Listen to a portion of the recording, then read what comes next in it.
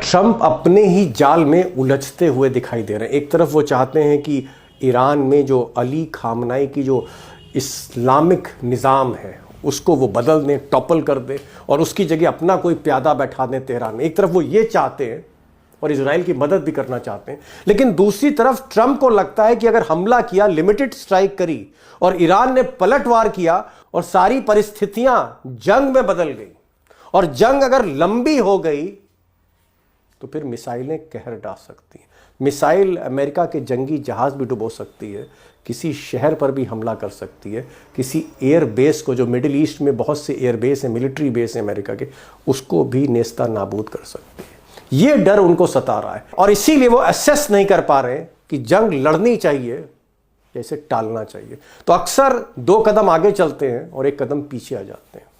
अब दोस्तों, जो बड़ा सवाल है वो ये है कि आज से कुछ महीने पहले अमेरिका का जो ऑब्जेक्टिव था वो ये था कि ईरान अपने न्यूक्लियर आर्सेनल को, जो न्यूक्लियर पावर है, उसको कम करे या ख़त्म करे न्यूक्लियर प्रोग्राम को।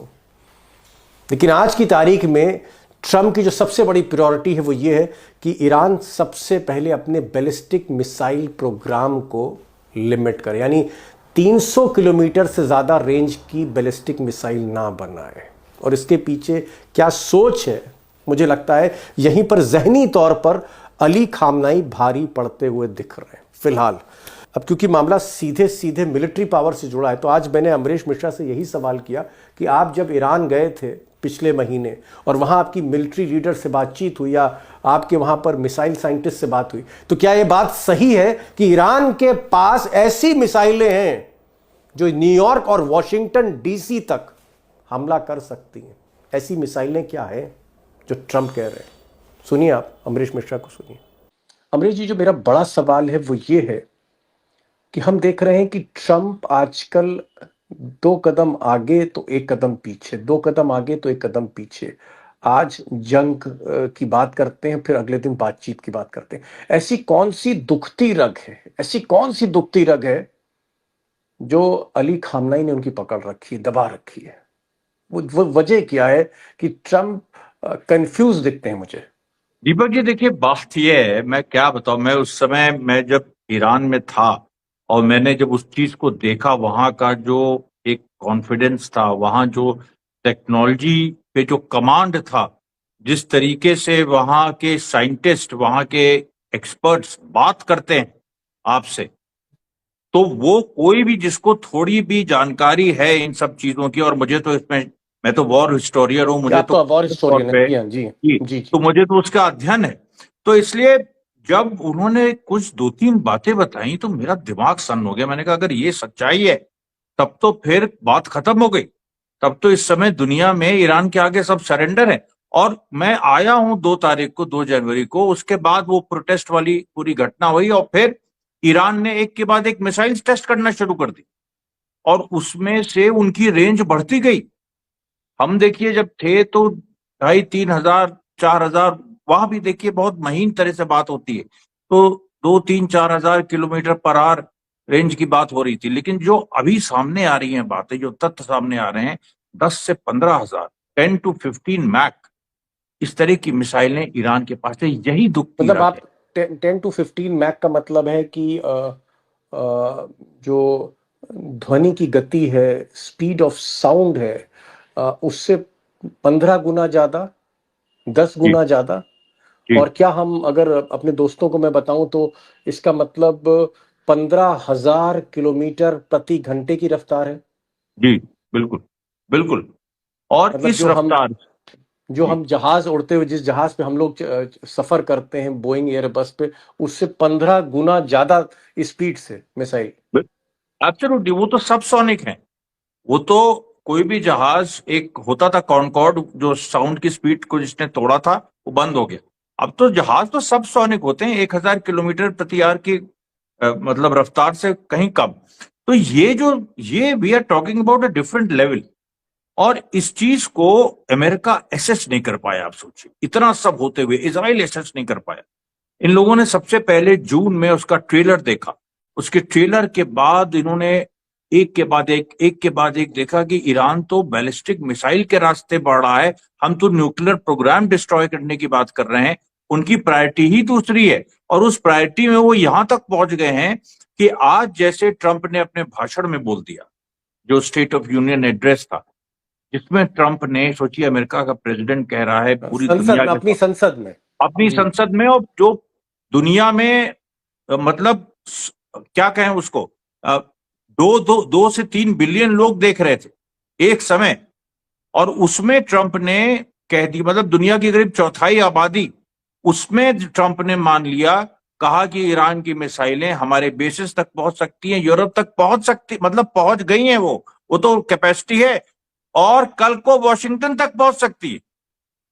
Okay, okay, okay. मतलब आप ये कह रहे हैं कि ना सिर्फ ये हाई स्पीड है, ना सिर्फ इनकी स्पीड 15 गुना बढ़ गई है, बल्कि इनका जो डिस्टेंस है, जो दूरी है, वो भी 10-15 गुना बढ़ गई है। यानी 8 से 10 हजार किलोमीटर की दूरी तय कर सकते हैं। 100%। और ये अगर मैं पूरी मैं दोस्तों को अगर मैं मतलब बताना चाहूं, अगर मैं गलत हूं तो मुझे सही कर दीजिएगा, क्योंकि आप इस मामले के एक्सपर्ट हैं। मतलब अगर तेहरान में बटन दबेगा तो ये मिसाइल न्यूयॉर्क की किसी इमारत को ढा सकती है, वॉशिंगटन की किसी भी जगह पे गिर सकती। ये ये टेक्नोलॉजी हासिल की है। 100%, यही यही सबसे बड़ा डर है ट्रंप को। अच्छा, आज देखिए, हम लोगों ने पहले भी इस पे बात की है, लेकिन आज तो ट्रंप ने मान लिया ना, उसने तो पूरा मिसाइल पे फोकस किया कि मिसाइल ईरान के पास है, ये हम और संसद में बोल रहे हैं तो फैक्ट ही बोल रहे होंगे, सोच समझ के और ही बोलते उन्होंने हैं। कहा कि वो वॉशिंगटन तक पहुंच सकती, ये उन्होंने बकायदा कहा। तो अब आप बताइए दीपक, ये क्या रह जाता है? अब ये पीछे नहीं हटेंगे तो कहां जाएंगे? अच्छा, एक सवाल मैं और आपसे और पूछना चाह रहा था, क्योंकि आप वॉर हिस्टोरियन हैं। हर मिलिट्री के बारे में आपको, हर मुल्क की मिलिट्री के बारे में मुझसे 10 गुना ज़्यादा ज्ञान आपके पास है। एक चीज़ मैं पूछना चाह रहा था कि अली खामनाई ने एक तकरीर में कहा, और वो रिकॉर्डेड है, अपनी भाषा में उन्होंने कहा, जिसका अगर हम ट्रांसलेशन करें तो ये है उसका मतलब कि उन्होंने कहा कि जो जंगी जहाज है यूएसएस अब्राहम लिंकन, जिस पर अमेरिका को बहुत नाज है कि हमारे पास सबसे ताकतवर जहाजी बेड़ा है, उन्होंने कहा कि लेकिन इस ताकत को हम अपनी एक मिसाइल से डुबो भी सकते हैं, हम इसको सिंक कर सकते हैं। क्या ये वजह है कि ये जो यूएसएस अब्राहम लिंकन जो एयरक्राफ्ट कैरियर है, जो सबसे बड़ा जंगी जहाज है दुनिया में, ये इसी वजह से ओमान के गल्फ से आगे नहीं बढ़ रहा, वहीं पर स्टेशनरी है? और जो दूसरा जहाज है यूएसएस फोर्ड, वो भी कहीं ना कहीं ग्रीस पे ही रुका हुआ है, वो भी आगे नहीं बढ़ रहा है। क्या अमेरिका को, वहाँ के एक्सपर्ट्स को, वहाँ के मिलिट्री कमांडर्स को इस बात का इल्म है, डर है कि अगर ये जहाज, जंगी जहाज ईरान के समंदर के करीब आते हैं तो इनको मिसाइलें डुबो सकती हैं, बेइज्जती हो सकती है पूरी दुनिया में? देखिए, अमेरिका में जो मिलिट्री एनालिस्ट हैं और जो एक्चुअल सर्विंग कमांडर्स हैं, यानी सबसे पहले जो जनरल केन, जो वहां की जी, सबसे जॉइंट बड़े चीफ ऑफ कमांडर। स्टाफ की जी। चेयरमैन, उनका जी। जो असेसमेंट है वो ये है कि अगर कुछ भी हम करेंगे तो पहले ही कुछ दिनों में या पहले ही कुछ घंटों में कम से कम 1000 से 1500 अमेरिकन सोल्जर्स मारे जाएंगे। ये उनका असेसमेंट है, और ये सेना देखिए किसी भी देश की, वो झूठ नहीं बोलती, वो फैक्ट्स रखती है पॉलिटिकल जो लीडरशिप के सामने, और फिर पॉलिटिकल लीडरशिप को तय करना होता है। और ट्रंप इससे डर जाते हैं कि अगर ये हो गया तो मिड टर्म इलेक्शन गया जो इस साल हो रहा है, और ओह। आज ही रिपब्लिकन पार्टी का जो स्पीकर है हाउसेस के, उन्होंने साफ कहा है कि अगर मिड टर्म इलेक्शन नहीं हुआ तो it will be an end to Trump era, Trump के पूरे दौर की का खात्मा हो जाएगा। ये ओके। सोचिए कि एक किस एक एक तरीके। एक बड़ी बात दोस्तों, अमरीश जी ने कही कि जो मिड टर्म पोल हो रहे हैं, मध्य प्रदेश चुनाव वहां पर हो रहे हैं, उसमें अगर ट्रम्प हारते हैं, ट्रम्प की पार्टी हारती है, रिपब्लिकन पार्टी हारती है, डेमोक्रेट्स जीतते हैं, तो ट्रम्प की कुर्सी हिल सकती है। और ट्रम्प को लगता है कि कहीं ईरान की मिसाइल पावर गाहे बगाहे उनको तकलीफ में ना डाल दे, कहीं उनकी बेइज्जती ना हो जाए। अगर उनका एक भी जहाज डुबो दिया तो इलेक्शन ट्रंप के हाथ से निकल सकता है। क्या ये वजह है जो डरे हुए हैं? बिल्कुल, और उनको अमेरिकन कैजुअलिटीज से डर है, और इसके लिए अमेरिका की साइकोलॉजी समझनी चाहिए। वो वियतनाम वॉर का जो ट्रॉमा है वो आज तक है। 58,000 यंग अमेरिकन लड़के मारे गए थे, उसको अमेरिका नहीं भूल रहा, और वो नहीं चाहते हैं कि फिर से ऐसा कुछ हो।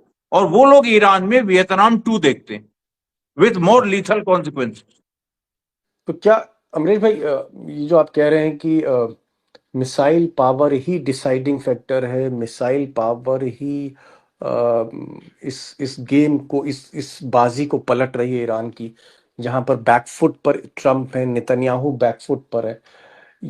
मैं एक चीज और जानना चाह रहा था, और मेरे दोस्त भी सब जो सुन रहे हैं जानना चाहते होंगे, कि अगर इतनी बड़ी ताकत ईरान के पास थी, तो ये जो 12 दिन की जंग थी उसमें हमने ताकत क्यों नहीं देखी, नंबर एक।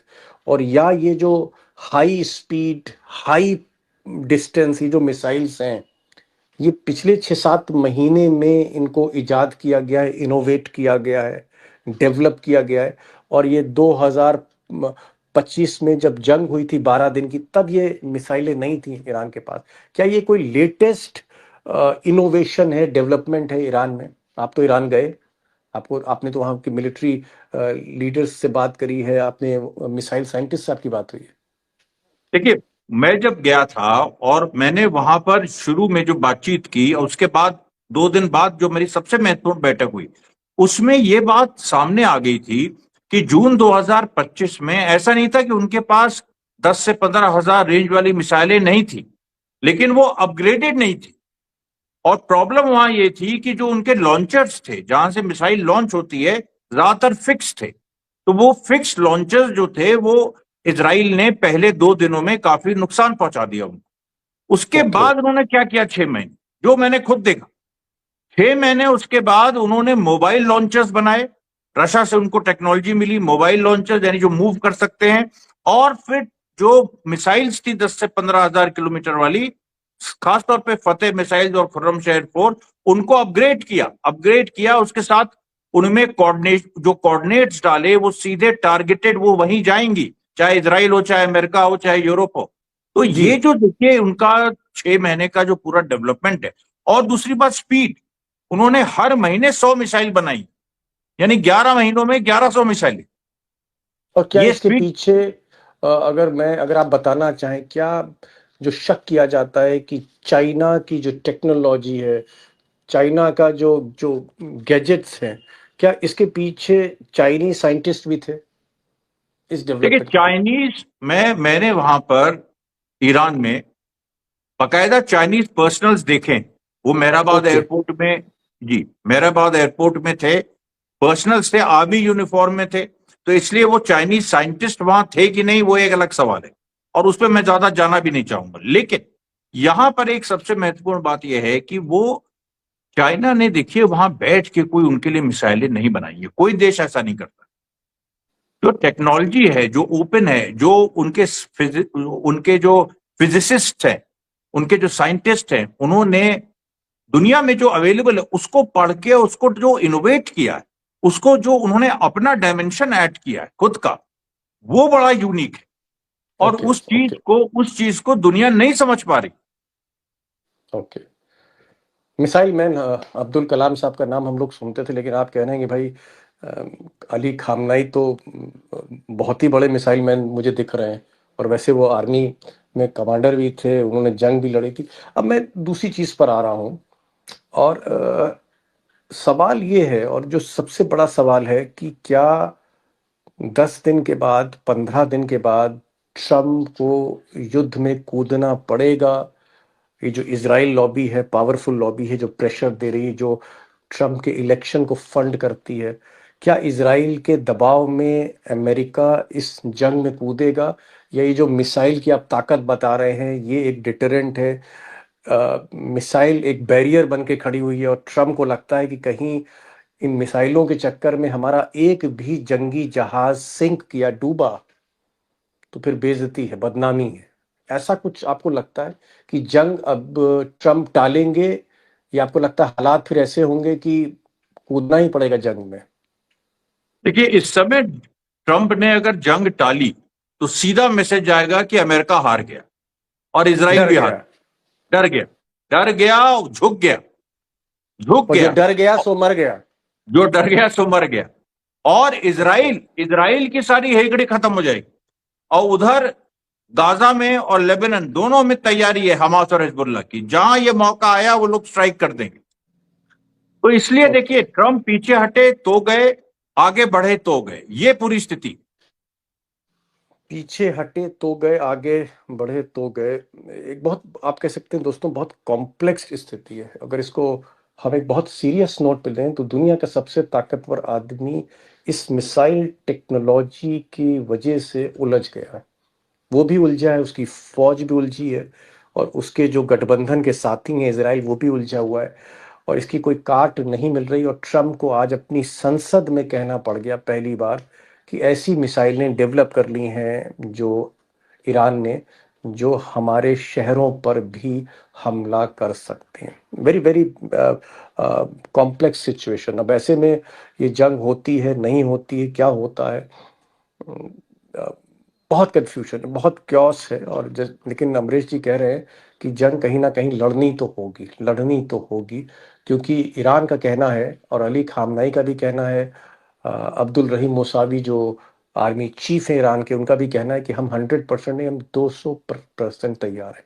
और 3000 से ज़्यादा हाइपरसोनिक मिसाइल हमने बॉर्डर पर तैनात कर रखी हैं, किसी भी टाइम वो लॉन्च कर सकती है। एक बहुत ही कॉम्प्लेक्स सिचुएशन है। मैं कोशिश करूंगा अपडेट करने की, कोशिश ये भी करेंगे कि 26 फरवरी को जो निर्णायक टॉक्स हैं जिनेवा में, उससे क्या छन कर निकलता है, क्या बातचीत से कोई हल निकलता है, या ये बातचीत टूटती है तो फिर जंग और करीब आ जाती है इस पूरे सिनेरियो में।